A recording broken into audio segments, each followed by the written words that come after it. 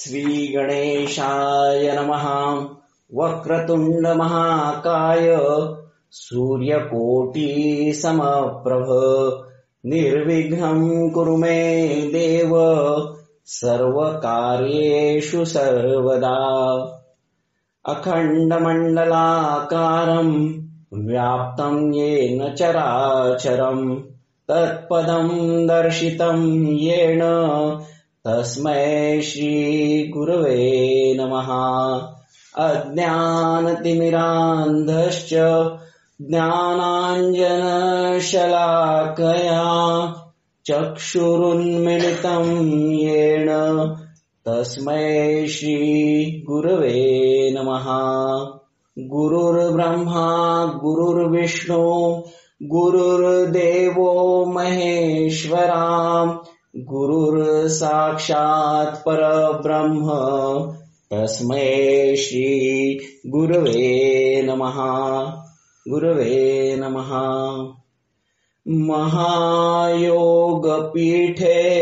तटे भीमरथ्या वरं पुण्डरीकाय दातुं मुनीन्द्रे समागत्य तिष्ठन्त्यमानन्दकन्दं परब्रह्मलिङ्गं भजे पाण्डुरङ्गम्। अलंकापुरी पुण्यभूमी पवित्र तिथे नांदतो ज्ञानराजा सुपात्र तया आठवीता महापुण्यराशी नमस्कार माझा सद्गुरु ज्ञानेश्वरासी। बुद्धीची देवता गणपती, विद्येची देवता सरस्वती, संत श्रेष्ठ ज्ञानेश्वर माऊली, माझे जन्मदाते आई वडील, उपस्थित सर्व योग साधक बंधू भगिनींनो नमस्कार। तरुणांचे आदर्श श्री स्वामी विवेकानंद, थोर स्वातंत्र्य सैनिक स्वातंत्र्यवीर विनायक दामोदर सावरकर, अपराजित योद्धे महापराक्रमी बाजीराव पेशवे या थोर विभूतींना वंदन। माझे ज्ञानेश्वरी अभ्यासक्रमाचे मार्गदर्शक गुरुद्वय, संकल्प योगाचे योगगुरु श्री बाळासाहेब जोशी सर, सगळ्यांना नमस्कार। आतापर्यंत निरूपण ऐकणाऱ्या सर्व परिचित अपरिचित श्रोत्यांना सविनय नमस्कार। साधक हो, गेली 18 आठवडे आपण सर्व गुणीजन माझ्या सोबत आहात। मला भावलेली ज्ञानेश्वरी या शृंखलेत मी संदीप दत्तात्रय लंके, छत्रपती संभाजीनगर, आजच्या आपल्या 19व्या निरूपणात भगवद्गीता व ज्ञानेश्वरी यांच्या 18व्या अध्यायात आपणा सर्वांचं सहर्ष स्वागत करतो। साधक हो, आजच्या आपल्या या शेवटच्या निरूपणात आतापर्यंतच्या सगळ्या अध्यायांची थोडक्यात उजळणी करण्याचा मी प्रयत्न करणार आहे। सर्वात प्रथम जसं मी म्हणालो होतो ते आता परत म्हणतो की आतापर्यंतच्या ह्या ज्ञानेश्वरी प्रवासात काही चुकलं असेल तर ते माझं आहे, त्याबद्दल क्षमा। आणि जर काही आवडलं असेल तर ते पांडुरंगाचं दान आहे असं समजावं। परत तुम्हा सर्वांच्या साक्षीने ह्या देवतेला आवाहन करतो, हे सरस्वती देवी कृपा कर, माझ्या वाणीवर विराजमान होऊन तुझ्या ह्या लाडक्या भक्तांवर शब्द सुमनांचं अमृत सिंचन कर। भगवद्गीतेवरील प्राकृतातील ओविबद्ध टीका असलेली ही सार्थ ज्ञानेश्वरी, ती म्हणजे गीतेतलं गूढ तत्वज्ञान सामान्य लोकांना समजावं म्हणून संतश्रेष्ठ ज्ञानेश्वर माऊलींनी मराठीत लिहिलेली अलौकिक, अद्भुत, अद्वितीय आणि अतुलनीय अशी ग्रंथसंपदा आहे। 18 अध्याय आणि एकूण 9033 ओव्या यांच्या माध्यमातून अखिल विश्वावर ज्ञानदेवांनी केलेली ही प्रसादरूपी कृपाच आहे. तुम्ही आम्ही या ग्रंथ गंगेत आतापर्यंत नाहून निघालो ही केवळ परमेश्वर कृपाच असावी असं वाटतंय. आजच्या आपल्या समारोपीय विवेचनात आपण ऐकलेल्या जास्तीत जास्त विषयांच्या चर्चेचं स्मरण व्हावं असा उद्देश आहे. आपण सर्वांनी कायम ह्या ज्ञानेश्वरीच्या पवित्र ग्रंथाचा अभ्यास करावा, स्मरण करावं. शक्य झाल्यास, आवडल्यास मी आतापर्यंत केलेल्या निरूपणाचे परत आपल्या वेळेप्रमाणे, आपल्या सवडीप्रमाणे कधीही श्रवण करावं अशी विनंती मी तुम्हाला करतो. पांडुरंगाला, ज्ञानदेवांना आम्हाला कायम सन्मार्गाने आयुष्य जगण्याचं मार्गदर्शन कर ही प्रार्थना करतो आणि आपल्या शेवटच्या 18व्या अध्यायाकडे आणि 19व्या निरूपणाकडे वळतो. 8 ऑगस्ट ते 26 डिसेंबर असा हा आपला सुखद सहवास मला मिळाला हे माझं परमभाग्य आहे. आपल्या सर्वांचे कायमचे ऋणानुबंध निर्माण झाल्यामुळे यापुढेही आपण एकमेकांसोबत आहोतच. पुढील आळंदीचं एकत्र दर्शन आणि ज्ञानेश्वर महाराजांच्या संजीवन समाधी सोहळ्याचं विवेचन याचं नियोजन, आयोजन श्री जोशी सरांच्या मार्गदर्शनाखाली सर्व ज्येष्ठ आणि श्रेष्ठ योग साधक करणार आहेत. त्याची घोषणा आपल्या समूहात ते योग्य वेळी करतीलच. असो, भगवान श्रीकृष्ण आणि परमशिष्य धनंजयाचा कुरुक्षेत्रावरचा हा सर्वोत्तम ज्ञानाचा संवादाचा शेवटचा अध्याय, ज्याचं नाव आहे मोक्ष संन्यास योग. अर्जुनाच्या प्रश्नाने ह्या अध्यायाची सुरुवात झाली आहे. संन्यासस्य महाबाहो तत्त्वमिच्छामि वेदितुम् त्यागस्य च ऋषिकेश पृथक् केशिनिषूदनम्. आतापर्यंतच्या संवादात ऋषिकेश, माधव, केशव, मधुसूदनानी संन्यास आणि त्याग ह्या शब्दांचा बऱ्याच वेळेला वापर केलाय. संन्यास आणि त्याग ह्या सुद्धा अतिशय सूक्ष्म फरक किंवा धारणा असणाऱ्या दोन गोष्टी आहेत.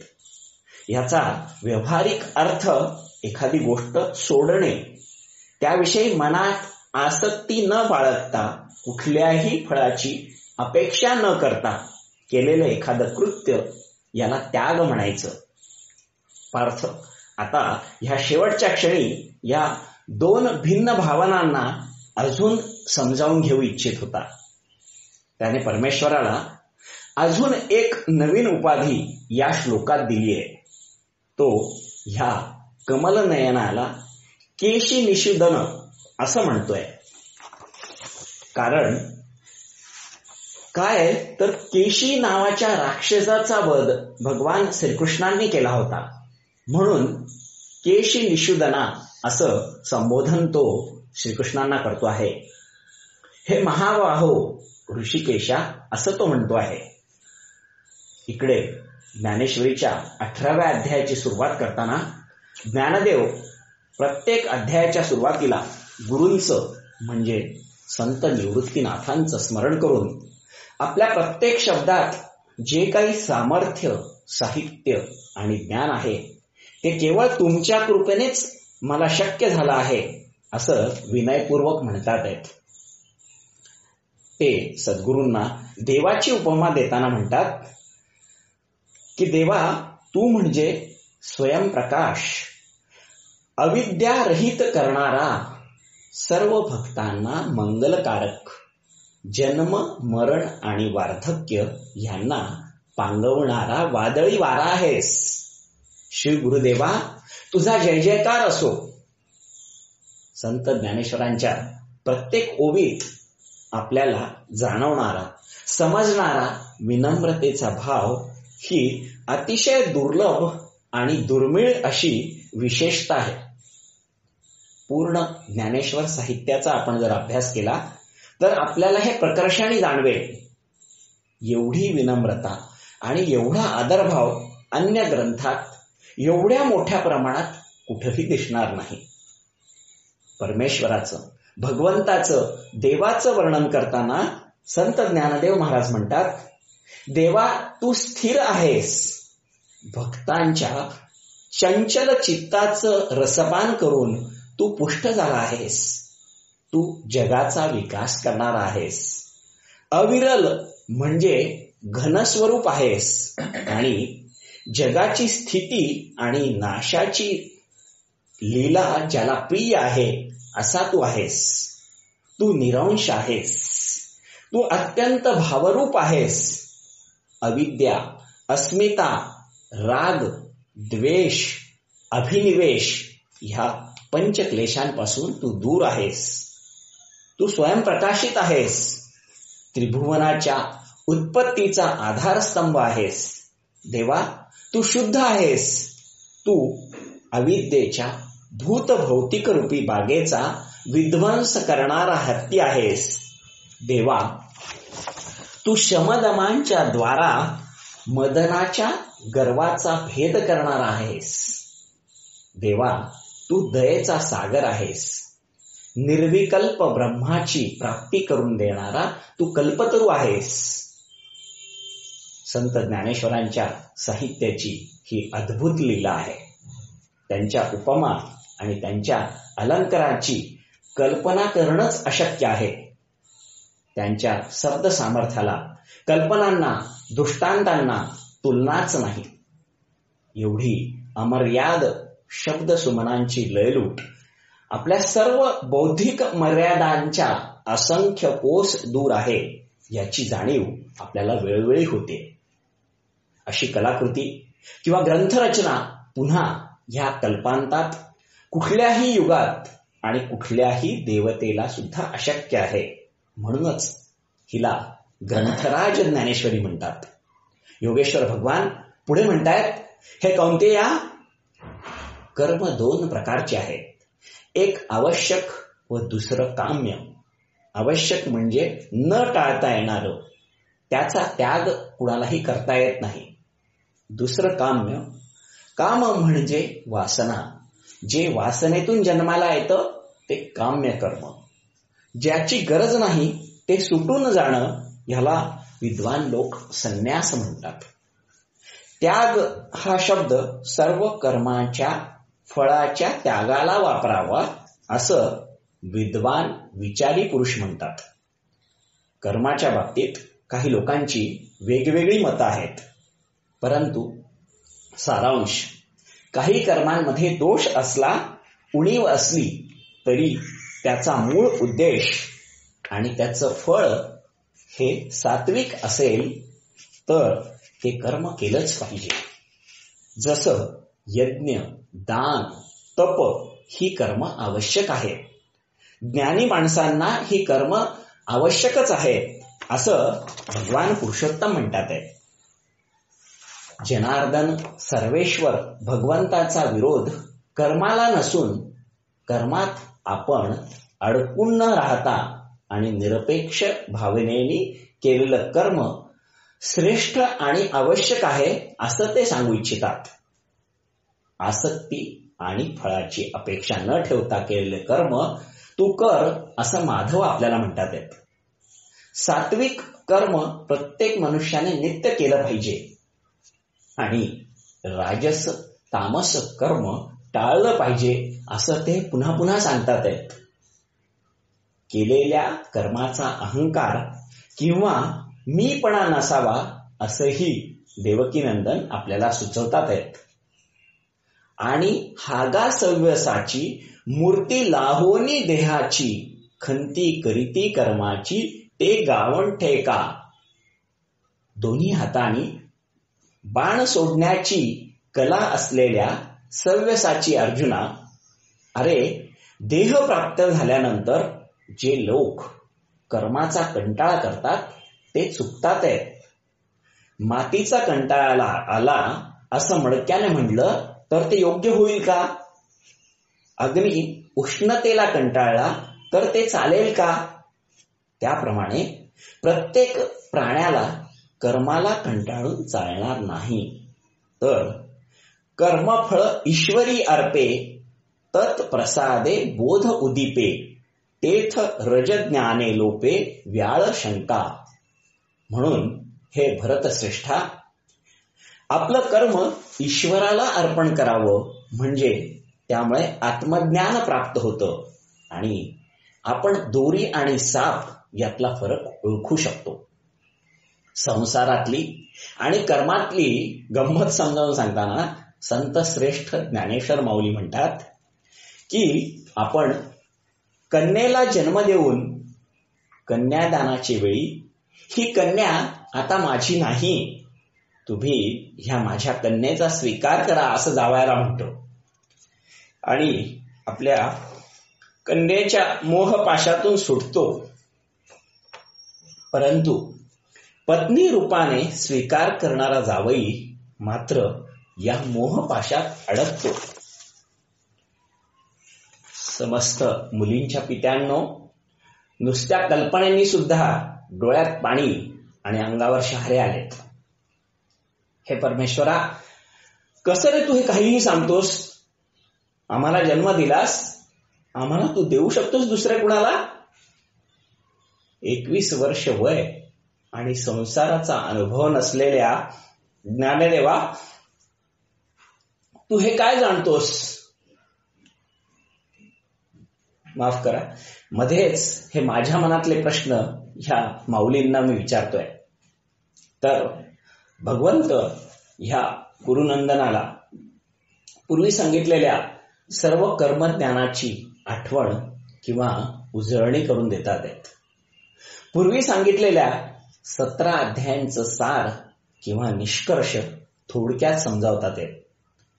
ज्ञाता, ज्ञान आणि देय अशी कर्म प्रेरणा असते आणि कर्ता, करण व कर्म असा 3 प्रकारचा कर्मसंग्रह असतो. वरवर सगळं वेगवेगळं वाटत असताना त्या सर्वांमध्ये एकच तत्व आहे आणि ते परमतत्व म्हणजे हा परमेश्वर आहे. हे सर्वांनी जाणावं असं ज्ञानेश्वर माऊली म्हणतात. शारंगधर भगवंत पार्थाला म्हणतात की बुद्धी सुद्धा सात्विक, राजस आणि तामस असते. निर्णय करणं हे बुद्धीचं काम असतं आणि तो निर्णय कायम टिकवणं हा मनाचा धर्म आहे. धृती, मन आणि बुद्धी या दोघांच्या सहाय्याने उत्पन्न होणारा गुण आहे. बुद्धीचा कर्म करण्याविषयी जेव्हा निश्चय होतो तेव्हा तिला धृती असं म्हणतात. कर्मयोग धृतीशिवाय साध्य होत नाही. मन 1000 मार्गांनी धावत असतं. आपण जरी त्याला थांबवायचा प्रयत्न केला तरी ते सारखं चंचल असतं. हा त्याचा गुणधर्म आहे. पण हे मन जेव्हा बुद्धीच्या प्रवाहामुळे, बुद्धीच्या प्रभावामुळे नियंत्रित राहतं, स्थिर राहतं, तेव्हा कर्मयोगाशी ते एकनिष्ठ होतं. निष्काम कर्मयोगात शुद्ध आणि सात्विक धृती, बुद्धी किंवा प्रेरणा ही आवश्यक असते. खरं सुख कशात आहे आणि ते कसं मिळवायचं व मिळवलेलं सुख कसं टिकवायचं हे सांगताना श्रीहरी म्हणतात, सुखम त्विदानीं त्रिविधम शृणु मे भरतर्षभ, अभ्यासाद्रमते यत्र दुःखांतं च निगच्छति. मनुष्याची सगळी धडपड सुखासाठी असते. मग ते शोधण्याचा मन सतत प्रयत्न करत असतं. ते सुख सुद्धा 3 प्रकारचं असतं. आपल्या बुद्धीचा योग्य वापर करून आपण सात्विक सुख मिळवलं की तेच मग इतर दुःखांचा नाश करतं. अभ्यास नसेल तर सुख असून सुद्धा आपण त्यात रमत नाही व उगाचच दुःखाला कुरवाळत बसतो. पण बुद्धीचा योग्य वापर केला तर दुःखी परिस्थितीत सुद्धा मनाला सावरता येतं. सुख आपल्या अंतरंगातच असतं. ते कुठल्याही बाहेरच्या गोष्टींवर अवलंबून नसतं, तर आत्मनिष्ठ बुद्धीच्या प्रसन्नतेतून ते निर्माण होतं. साधक हो, इंद्रिय सुख म्हणजे खरं सुख नव्हे. इंद्रिय व विषय यांचा संयोग झाला की सुख वाटतं, पण सुरुवातीला आनंददायी वाटणारं ते सुख शेवटी दुःख देतं. ती सर्व सुख क्षणभंगूर असतात. ही सर्व सुख भोगताना अमृतासारखे वाटतात, पण त्याचा परिणाम विषासारखा दुःखदायी असतो. निद्रा, आळस, प्रमाद ह्या गोष्टीत सुख नसतं, तर तो सुखाचा आभास आहे. झोपेत कसलंच सुख नसतं, ती केवळ मोह निर्माण करते. बुद्धीचं कार्य झोपेत थांबतं. आळस सुद्धा बुद्धीला मोहात पाडतो, आणि बुद्धीला मोह झाला की प्रमाद म्हणजेच चुका होतात. असं हे दुष्टचक्र आहे. त्यानंतर भगवंत चातुर्वर्ण्याची लक्षणं आणि गुण मागील काही अध्यायात सांगितल्याप्रमाणे पुन्हा अर्जुनाला आठवण करून देतात. भगवंत म्हणतात की सर्वांनी आपल्या वाट्याला आलेली कामं प्रामाणिकपणे करावी. असं मुरलीधर मोहन पार्थाला समजावून सांगतात आहेत.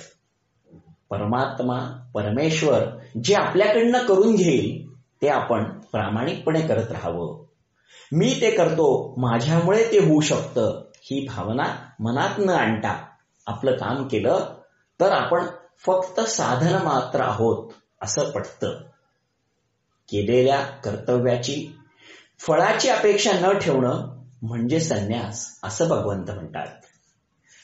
नैष्कर्म सिद्धी म्हणजे काय किंवा ती कशी मिळवावी याची छोटीशी युक्तीच श्रीकृष्ण आपल्याला सांगतात आहेत की इच्छा सोडून, आसक्तीचा त्याग करून, मन ताब्यात ठेवून जर कर्म केलं तर कुठलंच कर्मफल मिळणार नाही.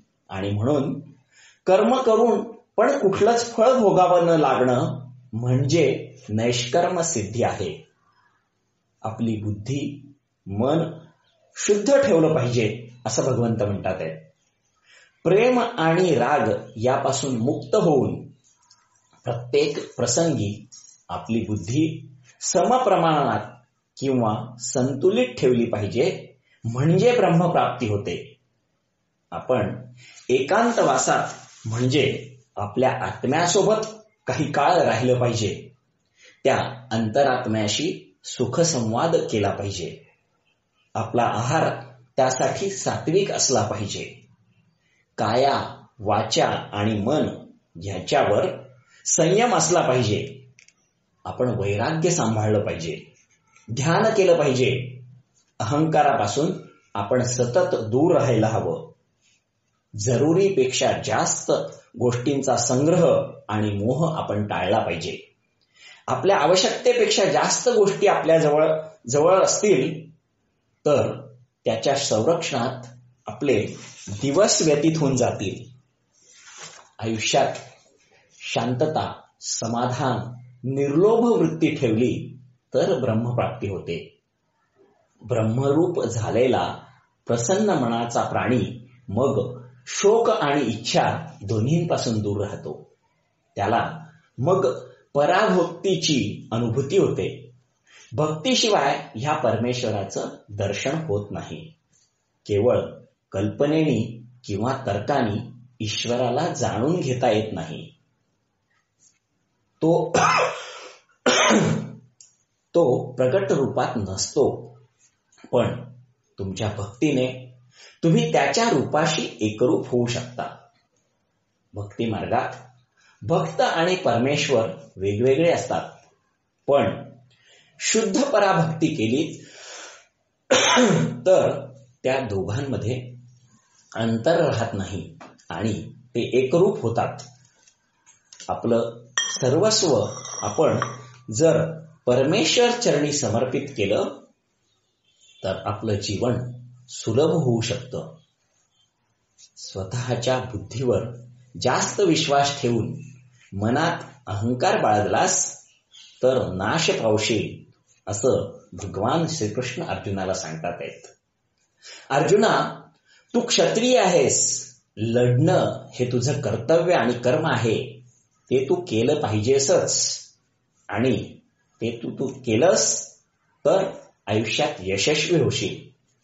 तेव्हा पार्था, तू आता युद्धाला सुरुवात कर. युद्धात समोर आपले स्वकीय आहे या मोहात पडून तू युद्ध करू नये असं मनात आणतोय. परंतु भगवंत म्हणतात की तुझ्या मूळ स्वभावाप्रमाणे तू युद्धाशिवाय राहू शकणार नाहीस. तेव्हा तू उशीर न करता युद्धाला त्वरित सुरुवात कर. श्रीकृष्णाने अर्जुनाला अतिशय गुह्य गूढ असं ज्ञान दिलं आणि सांगितलं की यावर तू विचार कर आणि तुला काय जे योग्य वाटेल तो निर्णय घे. आपल्या अंतरंगात ईश्वर आहे, त्याला शरण जा आणि तुझ्या सत्सत विवेक बुद्धीने तू योग्य निर्णय घे. भगवंत शेवटी अर्जुनाला वचन देत आहेत की तुला जे वाटतं की माझ्या स्वकीयांचा मी वध केला तर माझ्या हातून पाप होईल, तर पार्था तसं नाही. त्या पापापासून मी तुला मुक्त करीन यावर विश्वास ठेव. त्या सर्व जणांचा मृत्यू निश्चित आहे, नव्हे तो झालेलाच आहे. तू फक्त निमित्त मात्र आहेस. त्यांचा मृत्यू अगोदरच ठरलेला आहे. त्यांच्या कर्मानुसार योग्य वेळी त्यांना त्याचं फळ मिळणार आहे. फक्त तू सर्व अहंकार आणि मोह सोडून मला शरण ये, मग सर्व काही मीच करणार आहे. भगवंत अर्जुनाला अजून एक महत्वाची गोष्ट सांगतात की मी हे जे तुला परमगुह्य असं ज्ञान दिलं आहे ते तू इतर कुणालाही सांगू नको. ते ज्ञान योग्य माणसालाच कळायला हवं. अयोग्य माणसाला जर ते कळलं तर त्या ज्ञानाचा उपयोग होणार नाही. योग्य व्यक्तीपर्यंत आणि योग्य व्यक्तीकडून हे ज्ञान अवश्य पोहोचवलं पाहिजे. अशा ज्या व्यक्ती आहेत त्या माझ्या अत्यंत आवडीच्या राहतील आणि त्यांचं हे भक्तीचंच काम आहे जे मला खूप आवडतं. श्रीकृष्णार्जुन संवाद हा अत्यंत शिकण्यास योग्य आहे आणि याचं जो भक्तिभावाने प्रेमाने ग्रहण करील आणि त्याप्रमाणे आचरण करील तो माझा लाडका भक्त होईल व त्याला सुख प्राप्त होईल असं भगवंत म्हणतात आहेत. एवढं सगळं ज्ञान दिल्यानंतर भगवंत अर्जुनाला परत विचारतात आहेत की कुरुक्षेत्रावरच्या एवढ्या गोंधळात मी तुला जे सांगितलं ते तू एकाग्रतेने ऐकलं आहेस का? तेव्हा विनम्र होऊन अर्जुन म्हणतो की होय भगवंता, माझ्या मनातले सगळे संशय मोह आता सगळे विरले आहेत आणि प्रसन्न चित्ताने आणि माझ्या सत्सद विवेक बुद्धीने मी आता युद्धासाठी सज्ज आहे. अच्युता, तुझ्या कृपेने मी आता शुद्ध आणि सिद्ध झालो आहे. आता तुमच्या आज्ञेप्रमाणे तुम्ही म्हणाल तसंच मी करेन. आणि अर्जुनाने युद्धाला सुरुवात केली आहे. हा पूर्ण संवाद ह्या दोघांचाच होता. फक्त संजय त्याचा साक्षीदार होता असं म्हणता येईल. संजय ह्या पवित्र ज्ञानाने अतिशय आनंदी झाला होता आणि महर्षी व्यासांच्या कृपेने इतकं सुंदर दिव्य ज्ञान मला प्राप्त झालं याची जाणीव संजयाला होती आणि त्यामुळे तो कृतकृत्य झाल्याची भावना त्याच्या मनात निर्माण झाली होती. संजय म्हणतो की मी जे ऐकलं ते अपूर्व आहे, अमूल्य आहे. भगवद्गीतेच्या 700 श्लोकांची सुरुवात धृतराष्ट्राच्या पहिल्या एकमेव श्लोकांनी झाली आहे आणि शेवट संजयाच्या ह्या श्लोकांनी झाला आहे.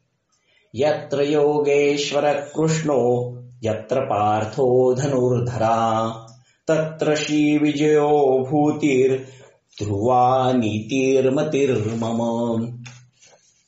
भगवान श्रीकृष्णांना संजयाने योगेश्वर आणि अर्जुनाला धनुर्धर असं म्हटलं आहे. संपूर्ण 18 अध्यायात आपलं कुठलंही मत व्यक्त न करता युद्धभूमीवरचं वर्णन जसं आहे तसं सांगणारा संजय मात्र शेवटच्या श्लोकात म्हणतो की महाराज, ज्या सैन्याच्या बाजूने भगवान श्रीकृष्ण आहेत त्या बाजूने धर्म आहे, नीती आहे आणि पर्यायाने विजय आहे. श्रीकृष्णासारखा सारथी आणि अर्जुनासारखा धनुर्धर ज्या बाजूने आहे त्या बाजूने युद्ध जिंकणार असं मला वाटतं. योगांचे स्वामी श्रीकृष्ण आणि त्यांची आज्ञा पाळणारा शिष्य अर्जुन युद्धात विजयी होतील असं सांगून संजय थांबतो व युद्धाला सुरुवात होऊन सर्व पांडव विजयी होतात. अशी ही पवित्र कथा ज्ञानदेवांनी आपल्या अमृत वचनांनी परम पवित्र करून ठेवली आहे. त्याचा अभ्यास करण्याचा छोटासा प्रयत्न आपण सर्वांनी केला आहे. सर्वांना खूप खूप धन्यवाद. तुम्ही ही 19 निरूपणं अतिशय प्रेमाने, तन्मयतेने, एकाग्रतेने आणि आनंदाने ऐकलीत. माझा उत्साह वाढवला, मला अपरिमित प्रेम दिलं. सगळ्यांचे पुनश्च धन्यवाद. बाळासाहेबांनी ही संधी मला दिली, त्यांचाही मी मनापासून आभारी आहे. जय तू ज्ञानेश्वर, जय तू ज्ञानेश्वर.